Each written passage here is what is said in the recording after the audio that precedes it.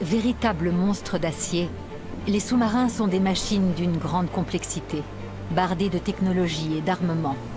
Une structure impressionnante, doublée d'une puissance de feu terrifiante.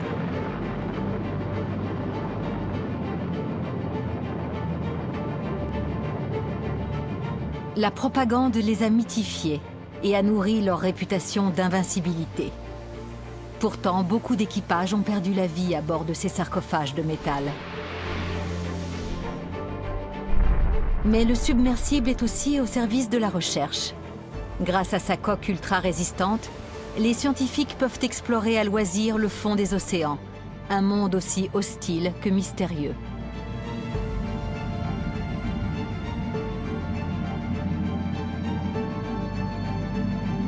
Exploration et fascination, menace et destruction, voilà les deux visages du sous-marin.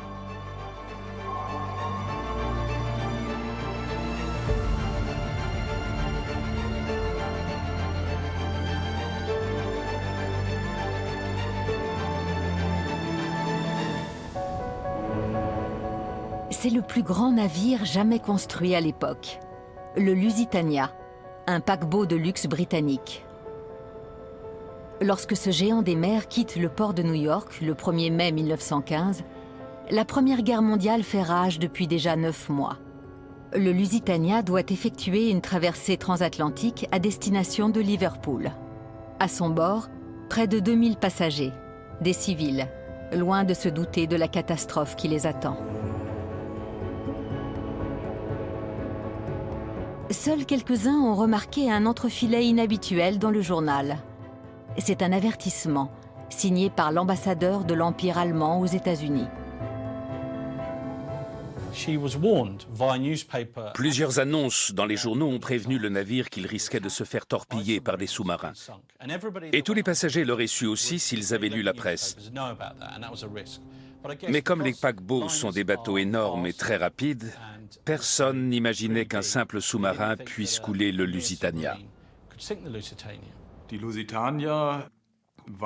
Dès sa mise en chantier, le Lusitania a été envisagé par le gouvernement britannique comme un éventuel croiseur de complément. Il était donc prévu dès le départ de l'équiper d'armes et de matériel de ce genre. D'ailleurs, il faisait partie des navires que l'Empire allemand surveillait de très près. Le 7 mai 1915, le sous-marin allemand U-20 patrouille au large de la côte sud de l'Irlande. Peu après 14 heures, il attaque le paquebot. 1198 passagers périssent dans le naufrage. Le responsable de cette offensive est le commandant allemand Walter Schwieger. Il n'a tiré qu'une torpille, mais elle a touché un point vulnérable du Lusitania.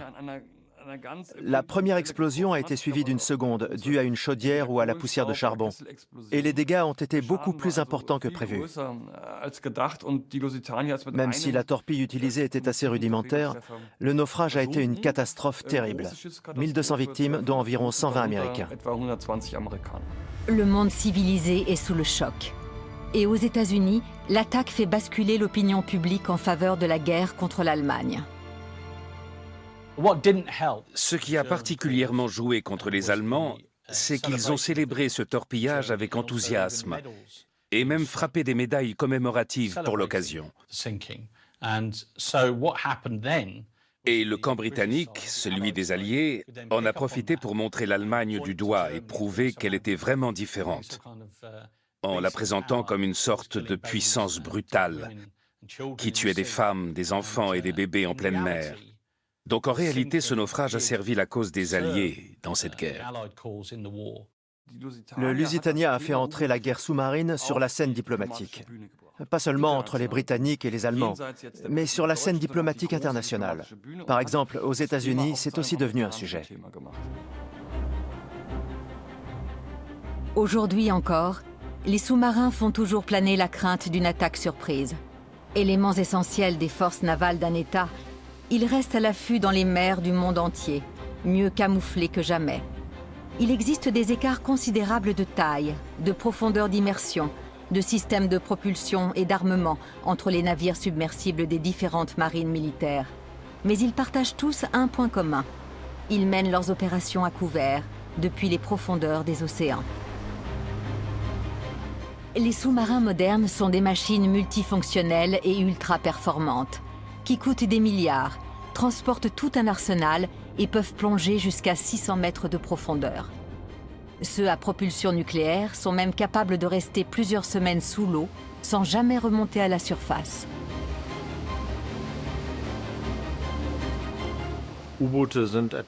Les sous-marins naviguent en secret, agissent en secret. On a souvent des connaissances très limitées sur leur fonctionnement, que ce soit l'aspect technique ou l'aspect opérationnel. Ça reste assez mystérieux, et les gens aiment bien le mystère. Les premiers sous-marins étaient vraiment sommaires au niveau de l'autonomie. Une fois les écoutilles refermées, il fallait se contenter de l'air qui était à l'intérieur pour respirer. Le développement du sous-marin reflète les avancées technologiques de chaque époque. Les projets les plus anciens vont du simple scaphandre ou du bathyscaphe à une place aux engins plus importants. Les premiers modèles sont actionnés à la manivelle ou par d'autres procédés mécaniques. Dès le début, c'est l'usage militaire qui est privilégié. La toute première intervention d'un submersible dans un conflit a lieu aux États-Unis en 1864, lors de la guerre de sécession. Donc cette nécessité d'aller sous l'eau, c'est comme un alpiniste qui monte une montagne parce qu'elle est là. Nous, il y avait cette troisième dimension que l'homme voulait explorer. Il y a chez l'être humain une curiosité naturelle qui le pousse à vouloir plonger. C'est comparable à son envie de voler. En fait, dès sa naissance, il cherche à repousser ses limites. Si les sous-marins renforcent la foi dans le progrès technique, ils constituent aussi des armes furtives redoutables, comme le Nautilus dans les romans de Jules Verne. Pour des générations de lecteurs, le laboratoire de recherche flottant de 20 000 lieues sous les mers est l'incarnation suprême du sous-marin. Des scientifiques ont même cherché à vérifier la vraisemblance des inventions extraordinaires de son fameux capitaine Nemo.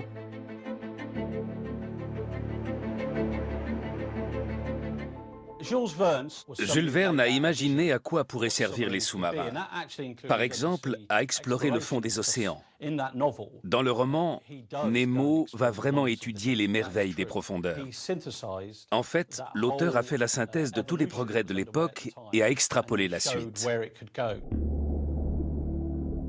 Iago est le seul bathyscaphe exploratoire habité d'Allemagne.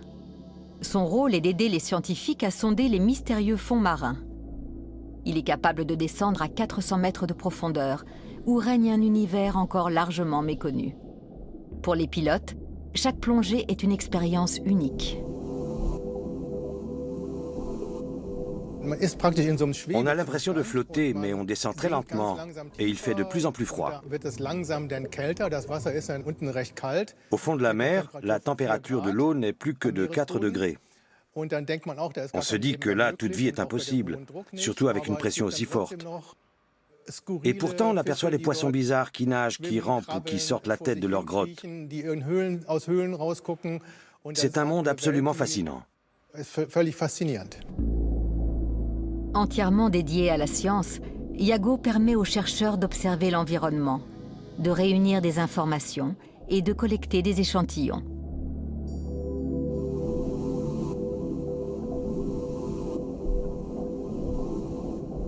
Le hublot offre un aperçu de ce royaume aussi secret qu'inaccessible pour le commun des mortels.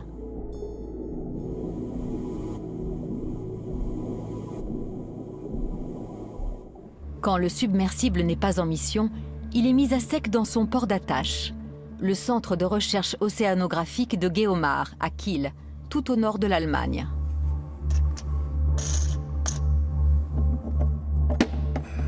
L'engin de 3 tonnes est alors pris en charge par Jürgen Schauer, son concepteur et constructeur.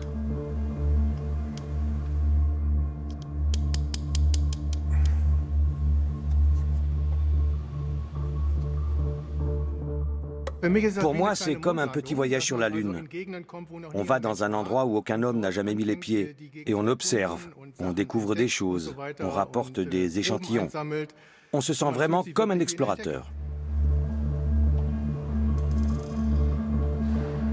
Le bathyscaphe a la place pour un pilote et un observateur.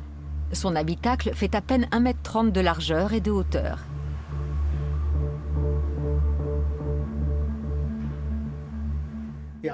Dans la cabine, on a une autonomie de 96 heures, c'est-à-dire 4 jours. Ça inclut les réserves d'oxygène pur, les protections contre le froid, l'eau potable, en gros les mêmes choses que sur un bateau de sauvetage. C'est très peu, mais ça suffit pour survivre si jamais on se retrouve échoué au fond de la mer. Au début du XXe siècle, presque toutes les marines militaires commencent à développer et à utiliser des sous-marins en guise d'armes. Les progrès techniques de l'industrialisation ouvrent grand le champ des possibles. Dans les usines, armements et munitions sont fabriqués en masse. La technologie moderne sert désormais à changer la façon de faire la guerre, comme le prouvera bientôt la Première Guerre mondiale.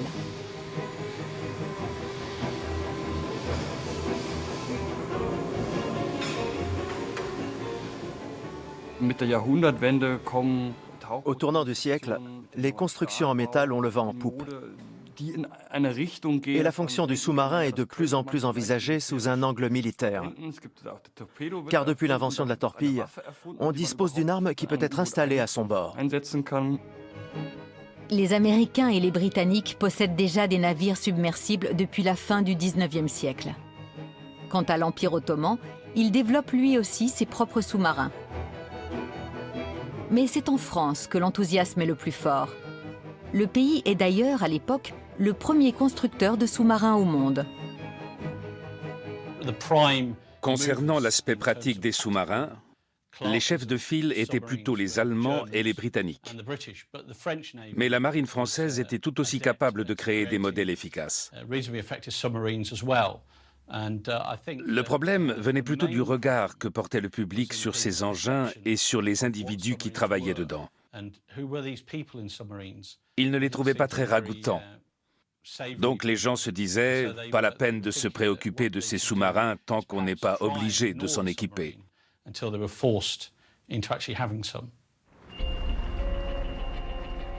Ainsi, l'empereur allemand Guillaume II leur préfère de loin les grands navires prestigieux, tels que le paquebot de luxe Bismarck, mis à l'eau en juin 1914 à Hambourg.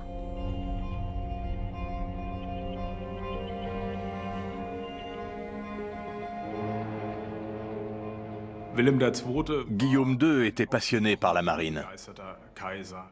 Pour lui, c'était l'instrument qui allait asseoir définitivement la stature internationale de l'Empire allemand. Mais les sous-marins ne l'intéressaient que de façon très marginale. Ce qui mobilisait son attention, c'était les gros navires de guerre, les cuirassés. L'Allemagne n'a jamais été une grande nation de marins. Mais Guillaume II compte bien changer la donne. Et son projet est ambitieux. Il veut que sa flotte devienne la deuxième plus puissante du monde après celle des Britanniques.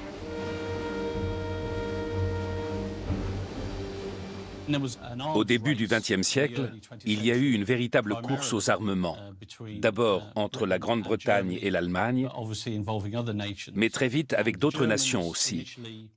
Et comme les Allemands n'avaient jamais trouvé la moindre utilité aux premiers sous-marins, ils ont préféré construire des cuirassés pour rivaliser avec les navires britanniques. En effet, l'empereur, soutenu par ses amiraux, continue d'investir des milliards dans la construction de puissants cuirassés. Grâce à ces prestigieux navires aux équipages impressionnants, l'Allemagne espère tenir tête à son ennemi potentiel, la Grande-Bretagne, jusque sur les mers. Le premier sous-marin allemand ne sera commandé qu'en 1904 par le secrétaire d'État à la marine impériale, l'amiral Alfred von Tirpitz. Baptisé U-1, l'engin militaire est une merveille d'innovation technologique. Il est capable de plonger à 30 mètres de profondeur et de rester 12 heures sous l'eau. Peut-être faut-il rappeler que les premiers sous-marins étaient pas vraiment des sous-marins, c'était des submersibles. C'est-à-dire c'était des bateaux qui voguaient à la surface avec une vitesse d'environ 15 nœuds, c'est-à-dire presque 30 km/h, et qui plongeaient lorsqu'il y avait une alerte, lorsqu'il y avait un bateau qui les menaçait, lorsqu'il y avait un avion qui les menaçait. Les sous-marins ne jouaient quasiment aucun rôle dans les opérations militaires. À vrai dire, on ne les tenait pas en très haute estime. Il faut dire qu'à l'époque, les combats obéissaient à certaines règles de courtoisie. Et c'est une qualité qu'on n'associait pas trop aux sous-marins. C'est aussi pour ça qu'ils n'inspiraient que de l'indifférence. Le U-1 est assemblé à l'Arsenal Germania, le chantier naval de Kiel, qui a déjà construit 3 sous-marins pour le compte des Russes.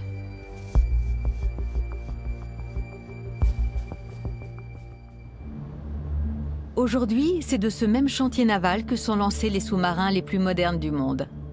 L'Allemagne est d'ailleurs l'une des nations les plus en pointe dans ce domaine. Mais si l'on sait que la coque est la pièce maîtresse, il est difficile d'en savoir plus. Dans cette industrie, tout est strictement confidentiel. Matériaux, composants, détails techniques, y compris la profondeur exacte à laquelle la coque doit résister à la pression hydraulique.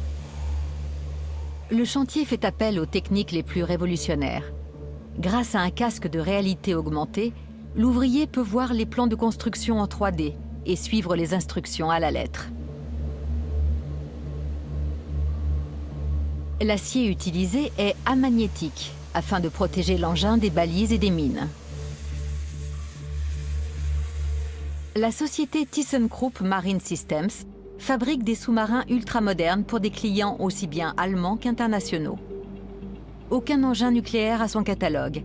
Ils sont tous à propulsion classique. L'avantage des modèles allemands, c'est qu'ils sont petits, silencieux et extrêmement difficiles à détecter. C'est le cas par exemple du prototype 212 Alpha.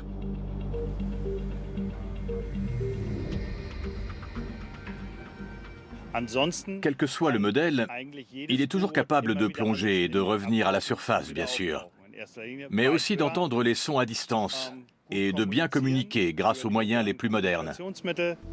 Pour pouvoir descendre et remonter, le sous-marin dispose de réservoirs qu'on appelle ballast. Ceux-ci, en se remplissant d'eau, alourdissent le submersible et l'entraînent vers le fond.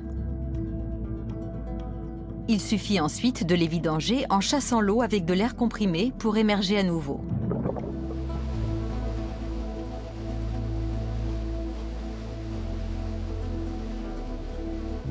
Quand ils naviguent en surface, les sous-marins traditionnels utilisent un moteur électrique, alimenté par un groupe électrogène diesel qui a besoin d'air pour fonctionner.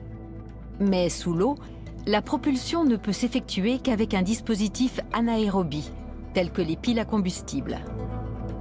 Celles-ci transforment l'oxygène et l'hydrogène en électricité, qui est ensuite stockée dans une batterie afin d'alimenter le moteur. À Kiel, la technique des piles à combustible a été développée dès les années 80. En 2005, le chantier naval l'a appliquée pour la première fois à un sous-marin de la marine allemande. Nul doute que ce système de propulsion très novateur représente une solution d'avenir.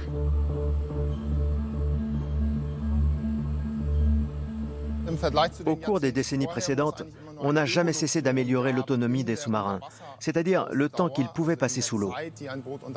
Dans ce domaine, la technique des piles à combustible a constitué une vraie révolution. On est passé d'une autonomie de quelques jours à une autonomie de plusieurs semaines, ce qui a permis de redéfinir complètement les missions des marines militaires aux 4 coins du monde.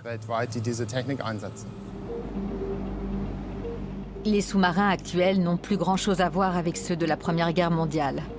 Ce sont désormais des bijoux de technologie, dont la complexité nécessite l'intervention de spécialistes.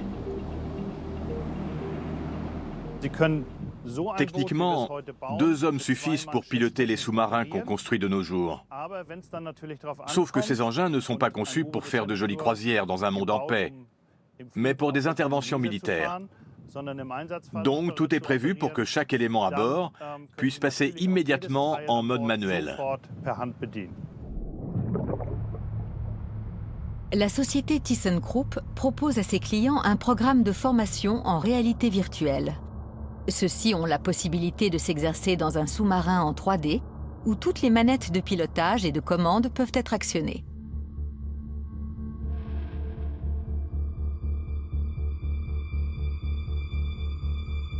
Close valve, India 89. Roger, close valve, India 89. Ainsi, les équipages peuvent se familiariser avec cette technologie complexe avant de prendre la mer.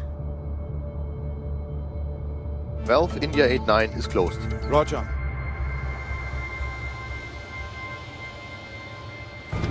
Début août 1914, la Première Guerre mondiale éclate en Europe.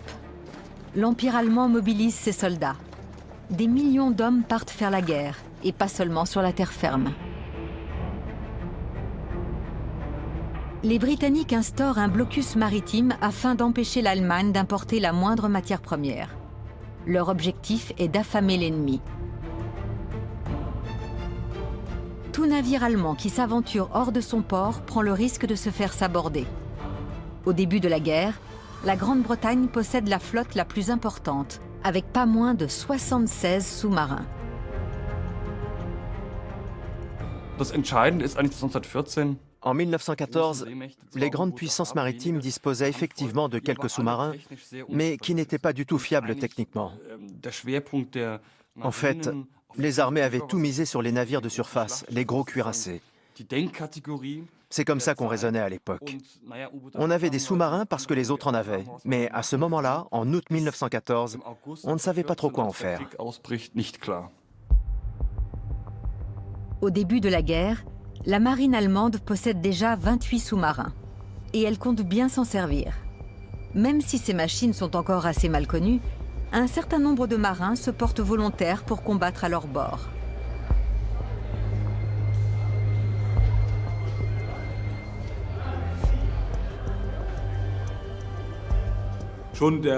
Les commandants étaient des hommes assez jeunes, entre 20 et 30 ans. Et c'était pareil pour le reste de l'équipage. En général, ils étaient tous jeunes. Ça attirait ceux qui avaient un tempérament aventureux, téméraire, un peu pirate. Les gars qui aimaient prendre des risques, qui se fichaient totalement des conventions et qui n'avaient pas peur de voir un cuirassé foncer sur eux à toute vitesse.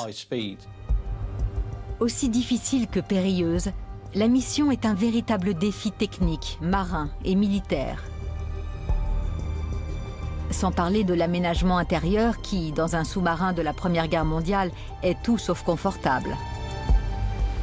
Cet étroit cylindre de métal peut contenir 24 membres d'équipage, coincés entre les torpilles et le moteur diesel.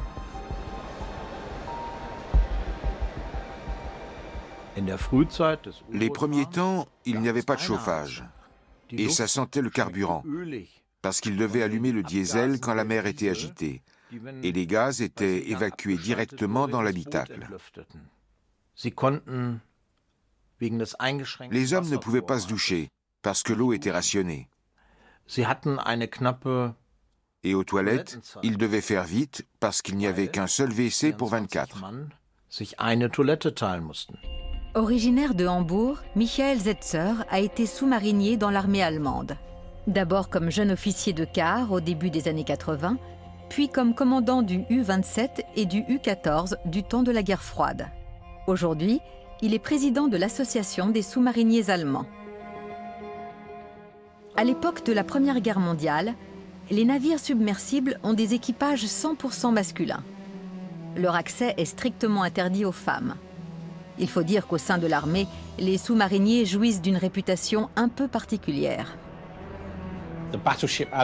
Les amiraux des cuirassés n'avaient que du mépris pour les sous-mariniers. Ils les trouvaient répugnants. Et pour être franc, c'est vrai qu'ils l'étaient. Parce qu'ils travaillaient dans des petits habitacles confinés où l'air était vicié. Souvent, ils se vomissaient dessus. Et la plupart des sous-marins n'avaient même pas de toilettes. Donc oui, ils étaient assez peu ragoûtants et ils sentaient mauvais. Très vite, les éclaireurs se transforment en chasseurs. Les submersibles allemands cherchent à forcer le blocus des Britanniques en s'attaquant principalement à leurs cargos et à leurs navires marchands. Le 22 septembre 1914, le commandant de sous-marin Otto Wedigen réussit un coup inattendu. À bord du U-9, il parvient à couler pas moins de 3 cuirassés britanniques regroupés au large des côtes néerlandaises. L'attaque fait 1459 victimes parmi les marins britanniques qui meurent noyés ou écrasés par les débris de bateaux. La Grande-Bretagne est sous le choc.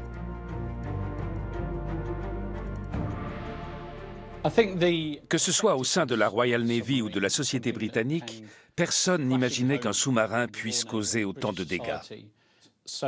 Le public était sidéré qu'on puisse faire disparaître des centaines de vies aussi brusquement, avec une simple torpille sortie de nulle part. En Allemagne, ça a déclenché un véritable engouement pour les sous-marins et la naissance d'un mythe qui a perduré pendant toute la Première Guerre mondiale. Du jour au lendemain, tout le monde s'est mis à croire que les Allemands possédaient une arme miracle capable de vaincre l'Angleterre. À l'époque, la prestigieuse flotte hauturière était clouée à quai. Des chansons populaires commençaient même à s'en moquer. « Chère patrie, dors tranquille, nos navires sont immobiles. » Et soudain, le sous-marin est apparu et a montré de quoi il était capable. Et Otto Weddigen est devenu l'incarnation de ce renversement de situation. Les sous-mariniers allemands sont fêtés comme des héros dans leur pays. Et les commandants acquièrent un peu partout une image de chasseurs silencieux. Après avoir accompli des actes héroïques, ils se sont prêtés au jeu de la personnification. Ils ont accepté de devenir les symboles vivants du succès.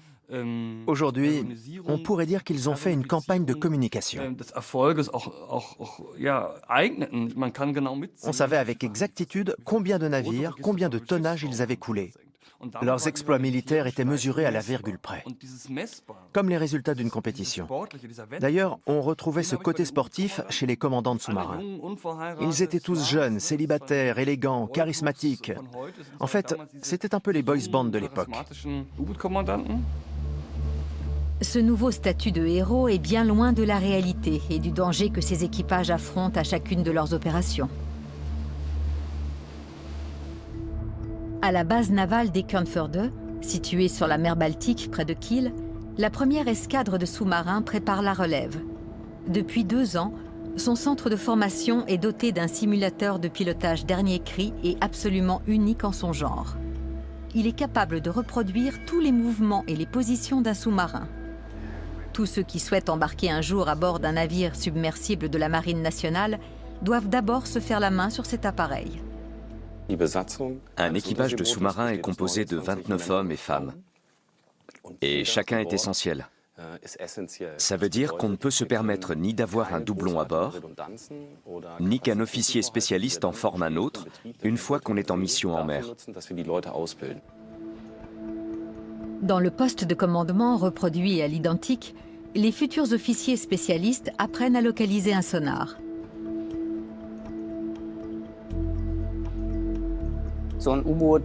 Un sous-marin n'a pas de hublot. Ça ne servirait pas à grand-chose, parce qu'il fait plutôt sombre dans les fonds marins. En revanche, il y a des capteurs spéciaux qui entendent et enregistrent aussi bien les sons dans l'eau que les bruits à la surface. La localisation de signaux acoustiques fait partie des missions les plus importantes d'un sous-marin. Autre rôle essentiel à bord, l'officier de quart. Même si, aujourd'hui, ce poste reste majoritairement occupé par des hommes, un certain nombre de femmes suivent également la formation. Comme le commandant ne peut pas être aux manettes 24 heures sur 24, c'est l'officier de quart qui le supplée pour les manœuvres et les opérations en mer. Donc je dirige le quart, je décide du cap et de la vitesse. Autrement dit, c'est par moi que passent toutes les informations opérationnelles. Au bout d'1 an de formation sur la terre ferme, il est temps pour les élèves de mettre leurs connaissances en pratique, y compris dans les situations d'urgence. Dans un sous-marin, un incident peut vite devenir mortel. Imaginez un incendie, par exemple. Le feu consomme l'oxygène qui se trouve dans l'air.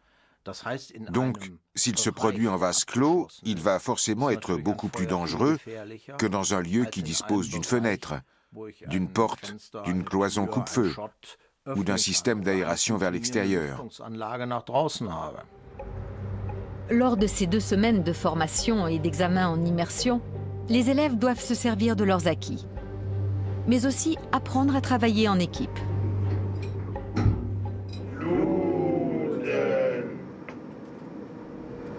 Leçon du jour.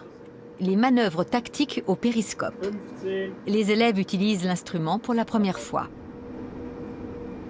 Fahre fort mit Seeraumüberwachung. Beginn auf der Fehmarn. Links 30, 1150. Ces 2 semaines en mer correspondent à la phase pratique. On les forme à la sécurité, au maniement du périscope, à la technique ou aux manœuvres pour les officiers de pont. Et ils sont testés tous les jours. Schnell auf 40 Meter gehen. Schnell auf 40 Meter gehen. Maschinenmann 40. Ja. L'officier de quart est le seul à avoir un aperçu de l'extérieur. Tout repose donc sur ses mesures et sur ses observations. Auftauchen. Auftauchen. Anblasen.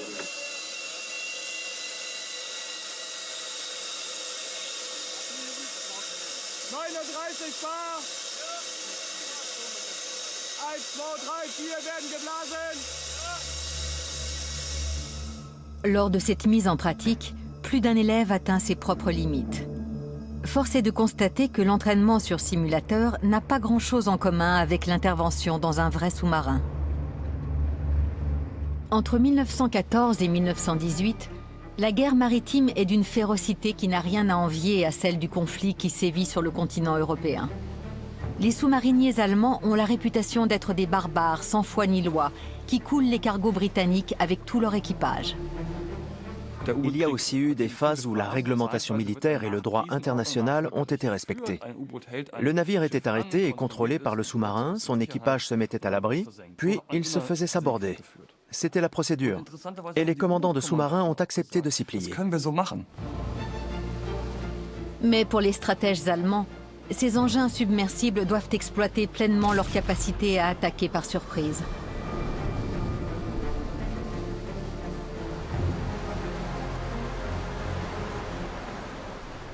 Les amiraux allemands ont commencé à prendre part à ces débats houleux. D'après eux, il fallait écraser la Grande-Bretagne, la perfide Albion, par tous les moyens et sans aucune limite. L'Allemagne déclare la guerre sous-marine totale et sans sommation à 3 reprises. Elle coule alors plus de 3000 navires marchands et bateaux de pêche. De façon assez symptomatique, c'est donc le sous-marin allemand qui engendre cette nouvelle façon de faire la guerre en mer.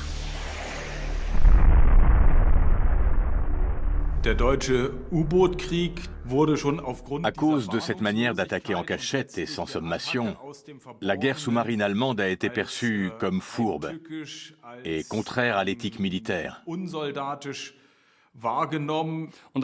bout d'un moment, c'est devenu comme un jeu de bataille navale pour les sous-mariniers.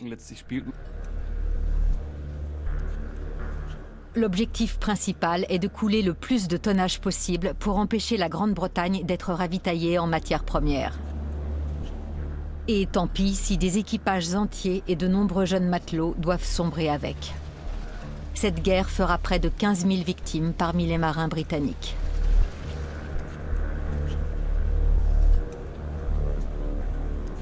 La propagande des Britanniques et des Alliés fait du sous-marin allemand le symbole de la perfidie, de la cruauté et de l'inhumanité.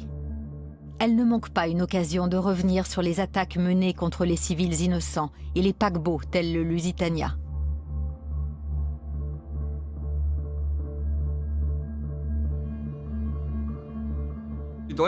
En février 1915, les Allemands ont établi une zone de guerre tout autour de la Grande-Bretagne, où chaque navire, les Britanniques, pas les neutres, serait coulé sans avertissement.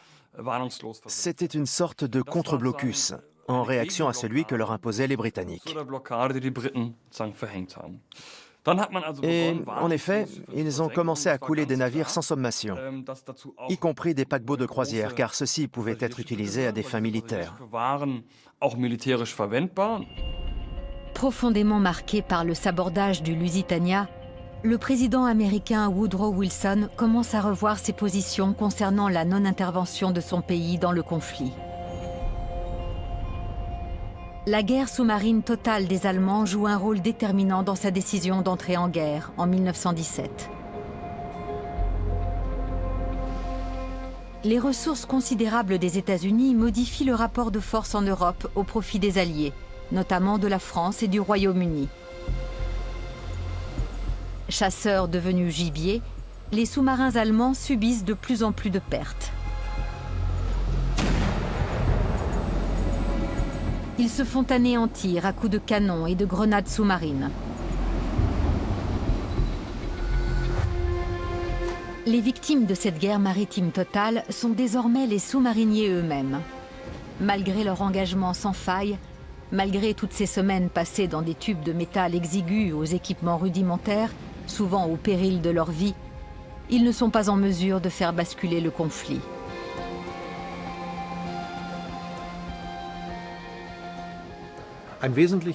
Une des différences fondamentales entre les sous-mariniers de la Première Guerre mondiale et ceux d'aujourd'hui, c'est que ceux de la Première Guerre subissaient une énorme pression psychologique. Ils savaient pertinemment que les chances de rentrer chez eux sains et saufs étaient très minces. Environ 5000 sous-mariniers allemands sont morts au cours de la Première Guerre mondiale. Sur les 300 sous-marins que possédait l'Empire allemand, 184 ont coulé. Malgré quelques succès, la prétendue arme miracle n'aura pas été décisive dans cette guerre maritime. Après la capitulation de l'Allemagne, plusieurs de ces sous-marins sont saisis par les Britanniques et leurs équipages gardés en captivité. Les puissances victorieuses s'intéressent particulièrement au système de propulsion extrêmement efficace des engins allemands. Le 11 novembre 1918, la signature d'un armistice met fin au combat. À Paris, comme dans tous les autres pays alliés, tout le monde fête la fin de la guerre. Un sous-marin amarré en bord de Seine est même ouvert au public. Le traité de Versailles, signé en juin 1919, met officiellement fin à la guerre et détermine les sanctions prises à l'encontre de l'Allemagne. Celle-ci se voit imposer, entre autres, des restrictions sévères au sein de sa marine. Le nombre de ses cuirassés est désormais limité à 6, et il lui est formellement interdit de construire ou de posséder des sous-marins. D'ailleurs, faut-il continuer à utiliser le submersible comme arme de guerre ? Sur ce point, les avis des différentes nations sont très partagés.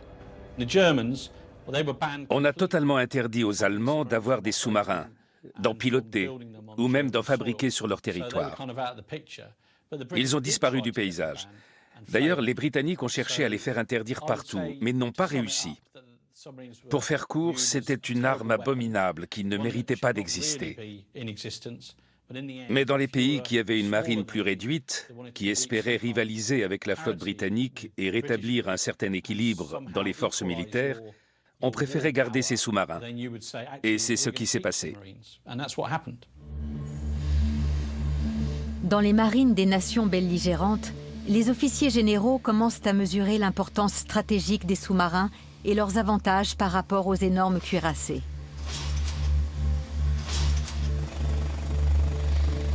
Au cours des 2 décennies suivantes, les États-Unis poursuivent activement la construction et l'armement de leurs submersibles. Parallèlement à la recherche militaire, et comme souvent en matière de technologie, on a étudié les possibilités d'application dans le civil, parce que la plongée présentait aussi un intérêt purement scientifique. Comment l'humain pouvait-il survivre, de quelque manière que ce soit, dans un élément aussi hostile que l'eau ? Aller au fond des choses, et si possible des océans, c'est exactement ce dont rêve l'ornithologue et naturaliste américain William Beebe. Dès 1925, il commence à plonger pour observer de ses propres yeux les habitants de la mer. Équipé d'un casque de sa propre invention. En 1929, Il s'associe à l'ingénieur Otis Barton pour construire un submersible sphérique qu'il nomme Bathysphère. La boule d'acier, qui mesure 1,50 m de diamètre, est descendue sous l'eau à l'aide d'un câble. À l'intérieur se trouvent des bouteilles d'oxygène pour respirer et une ligne téléphonique pour communiquer avec l'extérieur. Une fois dans les profondeurs, les deux hommes éprouvent un émerveillement qui balaye aussitôt toutes leurs craintes. Ils découvrent avec fascination un monde que personne n'avait jamais vu avant eux. Les incroyables créatures des grands fonds leur donnent envie de pousser encore plus loin l'exploration de cet univers sombre et inconnu. En 1934, les deux Américains établissent un nouveau record de profondeur en descendant à 923 mètres.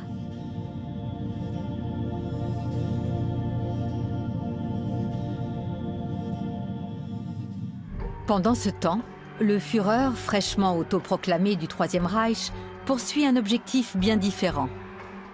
Si la marine allemande cherche désormais à réactiver ses sous-marins, elle n'a pas besoin de tout reprendre à zéro pour autant. En effet, depuis le traité de Versailles, les responsables militaires ont continué à développer leurs submersibles en secret. Mais Adolf Hitler s'y intéresse assez peu. Pour Hitler, la guerre, c'était terrestre. Pendant la Première Guerre mondiale, il avait été soldat dans l'armée de terre. D'ailleurs, son aide de camp avait confié qu'Hitler trouvait la mer inquiétante, qu'il était toujours malade en bateau et que l'eau n'était vraiment pas son élément. De manière générale, il ne comprenait pas grand-chose aux questions de marine. Dans les années 30, le sous-marin reste toutefois un moyen de propagande très populaire auprès des Allemands. Et ce, malgré le fait que cette arme n'ait pas réussi à infléchir durablement le cours de la Première Guerre mondiale et que de nombreux sous-mariniers ne soient jamais revenus vivants. En 1933, le film L'Aube de Gustav Ussitski sort en salle. Ce drame, situé à bord d'un sous-marin, montre des hommes courageux et patriotes et n'hésite pas à glorifier la mort héroïque de deux d'entre eux. Le film donne naissance à un nouveau genre cinématographique centré sur les sous-marins et leurs équipages.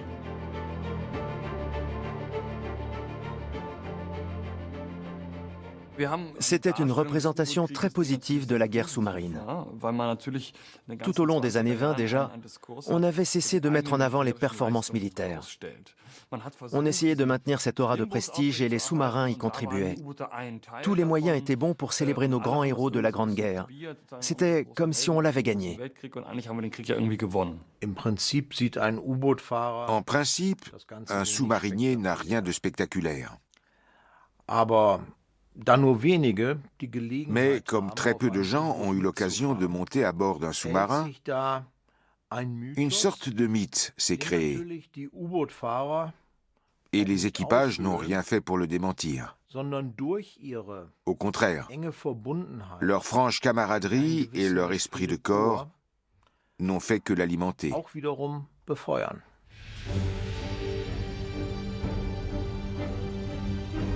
Les chantiers navals, comme celui de Kiel, reprennent la construction de sous-marins dès la fin de l'année 1933. D'abord en cachette, puis à partir de 1935, au grand jour. Pour remplacer leurs prédécesseurs de la Première Guerre mondiale, on crée les modèles de type 7. En matière de profondeur d'immersion, de rayon d'action et de vitesse de propulsion, c'est le nec plus ultra, notamment le fameux 7C.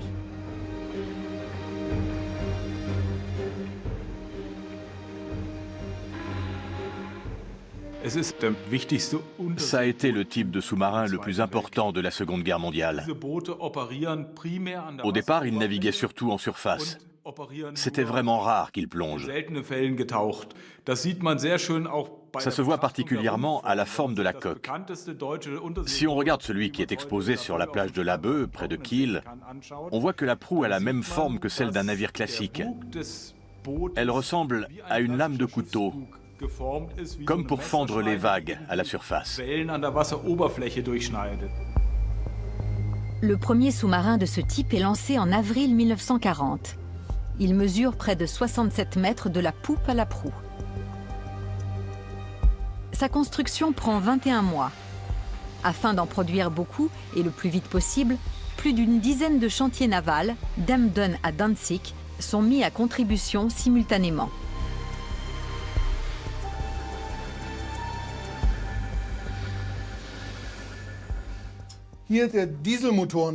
Ici, on est dans la salle des moteurs diesel. Il y en a deux identiques, d'une puissance maximale de 1400 chevaux, qui servaient à la navigation en surface. Grâce à eux, le sous-marin pouvait atteindre une vitesse de 17 nœuds, soit environ 30 km/h. Donc là, on se trouve à l'étage des machines qui procuraient la vitesse. Mais en temps normal, les submersibles les utilisaient avec la plus grande parcimonie, parce qu'il fallait toujours veiller à économiser le carburant. On ne poussait l'engin à la vitesse maximum que pour des raisons tactiques, quand on voulait poursuivre un ennemi ou lui échapper. Sinon, on se contentait d'avancer à 6 ou 7 nœuds, c'est-à-dire moins vite qu'un vélo. Ce cylindre exigu peut accueillir jusqu'à 52 membres d'équipage. Mais son habitacle de 4,50 m de diamètre est rempli en majeure partie de matériel technique et de torpilles.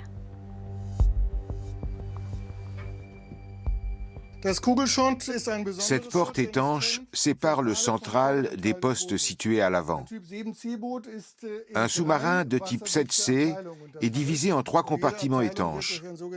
Ils sont séparés les uns des autres par le même genre de porte, qui résiste à la pression. Celle qui se trouve derrière moi, par exemple, est capable de supporter sans problème la pression à 100 mètres de profondeur. C'est particulièrement important quand il y a une voie d'eau dans l'un des compartiments et que l'on n'arrive pas à l'obturer. Dans ce cas, le sous-marin devient tellement lourd que fatalement il coule. Quand ça se produit, l'officier de quart doit tout mettre en œuvre pour ramener immédiatement le submersible à la surface. En clair, vidanger par tous les moyens possibles. Autrement dit, chasser de l'air à très haute pression dans les ballastes pour permettre au sous-marin de remonter. Le 1er septembre 1939, l'invasion de la Pologne déclenche la Seconde Guerre mondiale. Dans la baie de Danzig, le navire-école Schleswig-Holstein bombarde des cibles situées sur la terre ferme. La marine d'Adolf Hitler n'est pas encore prête pour la guerre. Sur mer, les Allemands étaient très faibles. Leur armée de terre était très puissante, mais pas leur marine. Donc, le sous-marin leur a semblé être la meilleure solution. Grâce à lui, ils ont pu acquérir une importance militaire considérable et donner l'impression de constituer une véritable menace. 2 jours à peine après le début de la guerre, les sous-marins allemands vont prouver que cette menace n'est pas qu'une impression. Le paquebot Athenia a quitté le port de Glasgow en temps de paix et se dirige à présent vers Montréal. Plus de 1000 passagers se trouvent à son bord. Ce bateau n'aurait jamais dû couler, même selon les règles des Allemands. Parce qu'ils essayaient malgré tout de respecter certains protocoles, comme celui de ne pas attaquer les paquebots dans certaines zones délimitées. Le 3 septembre 1939, le sous-marin allemand U-30 patrouille au large de la côte nord de l'Irlande. Au cours de l'après-midi, le commandant Fritz Julius Lemp, âgé de seulement 26 ans, aperçoit l'Athenia qui navigue sous pavillon britannique. Il soupçonne le navire de transporter des troupes, sans chercher pour autant à en avoir le cœur net. À 19h40, il tire plusieurs torpilles sans sommation. L'une d'entre elles atteint son but, causant la mort de 118 personnes dans les eaux glacées de l'Atlantique. Les survivants sont secourus par des bateaux de différentes nationalités. Le seul à ignorer les signaux de détresse est un paquebot allemand, en violation totale du droit international. Ces questions de droit international, à quel moment un sous-marin a le droit de couler un navire, les conditions d'un blocus, ce qui est légitime et ce qui ne l'est pas, au fond, tout ça n'a joué aucun rôle pendant la Seconde Guerre mondiale. Assez vite, tout le monde s'est mis à couler tout le monde. De plus en plus de sous-marins sortent des chantiers navals du Reich. Si les militaires s'intéressent principalement à la rapidité et à la puissance de feu des submersibles, il en va autrement des scientifiques, tels que l'aéronaute et physicien suisse Auguste Piccard. Pour lui, l'essentiel est d'aller plus loin et plus profond dans les abysses inexplorés des océans. Il souhaite conquérir les fonds marins, comme il a déjà conquis la stratosphère à l'occasion de vols expérimentaux.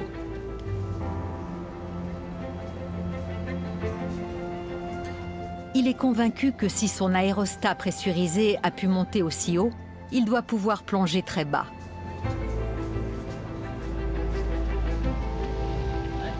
En 1939, Auguste Piccard commence par tester la résistance de sa capsule à la pression hydraulique. Il pose ainsi les bases d'une aventure qui, quelques années plus tard, permettra à son fils Jacques de battre le record du monde de plongée. Hélas, la Seconde Guerre mondiale interrompt temporairement les ambitieuses recherches du savant suisse.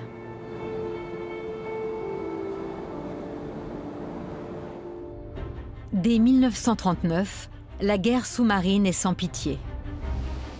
Les submersibles allemands enchaînent les victoires grâce à leur tactique dite de la meute, qui consiste à attaquer en masse comme des loups. Seul le décryptage des communications radio permet aux Alliés de retourner la situation.